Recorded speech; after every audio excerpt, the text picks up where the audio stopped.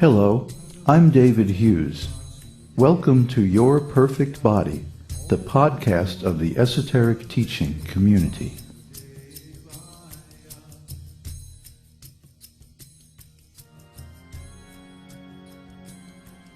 Today's selection is an essay entitled Face to Face with God.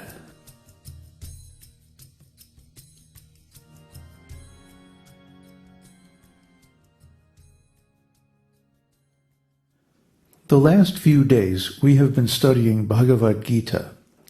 Let us just consider for a moment how wonderful Bhagavad-gita is.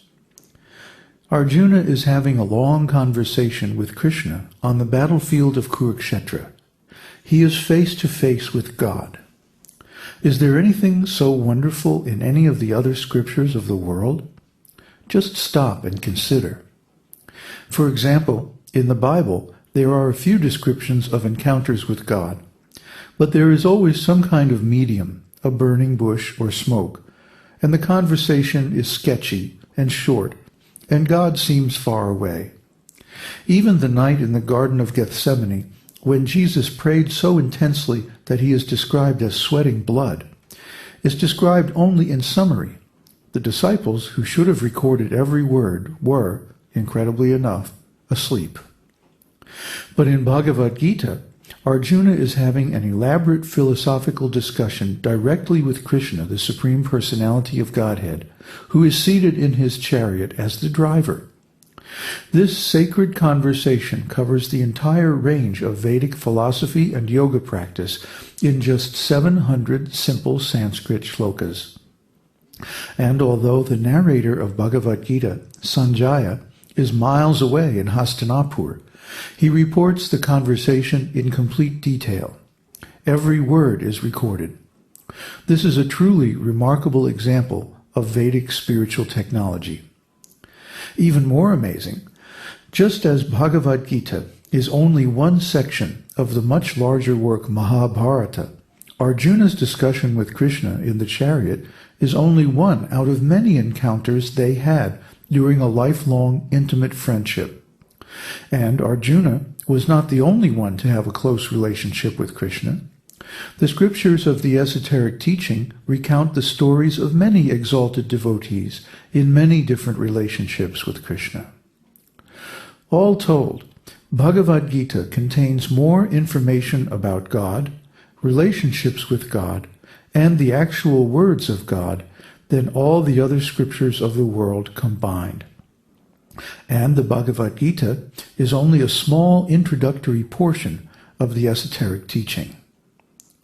The esoteric teaching not only records the stories of these exalted devotees and their pastimes with Kṛṣṇa, it also tells us how we can attain the same elevated state of consciousness. The esoteric teaching gives step-by-step instructions how we too can come face to face with Kṛṣṇa and join him and his eternal associates in eternal, exciting, blissful adventures in the spiritual world. Adau shraddha tatu sadhu sango tabhajana kriya tato narta nivritisya tato nishtaruchistata ata shaktistato bhavas tata premanabhyo danchati sadhakanam mayanam premana pradurбhave bhavet kramaha. In the beginning, one must have a preliminary desire for self-realization. This will bring one to the stage of trying to associate with persons who are spiritually elevated. In the next stage, one becomes initiated by an elevated spiritual master, and under his instruction, the neophyte devotee begins the process of devotional service. By execution of devotional service under the guidance of the spiritual master, one becomes free from all material attachment, attains steadiness in self-realization, and acquires a taste for hearing about the absolute personality of Godhead, Sri Kṛṣṇa. This taste leads one further forward to attachment for Kṛṣṇa consciousness, which is matured in bhava, or the preliminary stage of transcendental love of God. Real love for God is called prema, the highest perfectional stage of life. Bhakti Rasamrita Sindhu 1.4.15. According to this very important shloka by Srila Rupa Goswami, the ontological architect of the esoteric teaching, the 9 stages of the spiritual path of the esoteric teaching are as follows. 1. Shraddha, preliminary faith. 2. Sadhu Sangha, association with the community of devotees. 3. Bhajana Kriya, accepting initiation and performing bhakti sadhana under the direction of the spiritual master teacher. 4. Anartha Nivritti, cessation of unwanted desires and activities, freedom from material attachment. 5. Nishtha, steadiness in service and self-realization. 6. Ruchi, taste for hearing about Krishna. 7. Asakti, attachment for Krishna consciousness. 8. Bhava, transcendental emotion, the preliminary stage of love of God. And 9. Prema, pure the love of Godhead, the highest perfectional stage of life. Everyone goes through these 9 stages. They are mileposts on the way from material conditioned consciousness to pure Krishna consciousness. The first stage is to develop preliminary faith in the message of the esoteric teaching. Without faith, we cannot do anything. Even to cross the street requires faith. But faith is only preliminary to the actual path of the esoteric teaching. The real path begins from association with devotees. The pastimes of Krishna can be properly received only from devotees. If one has developed a little bit of Krishna consciousness by hearing from Vaishnavas about the activities of Krishna, then one naturally wants to associate with Vaishnavas who are interested only in Krishna consciousness. One can associate through a book or a podcast like this one, but the best kind of association is face-to-face, personal association. Therefore, we strongly encourage our students to form small groups among their friends to study and practice this esoteric teaching together in your homes. We can provide all the information, directions, and materials you need to manage such a group. All you need is some faith and sincerity and the desire to advance on the path of the esoteric teaching.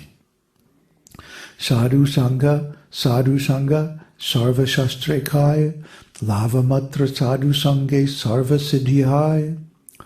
The verdict of all revealed scriptures is that by even a moment's association with a pure devotee, one can attain all spiritual success. Chaitanya Charitamrita, Madhya Lila 2254. Satam prasangang mama virya samvido bhavanti hritkarna rasayana kataha tajjoshanad asvapavarga vartmani shraddha ratir bhaktir anukramishyati. In the association of pure devotees, discussion of the pastimes and activities of the Supreme Personality of Godhead is very pleasing and satisfying to the ear and the heart.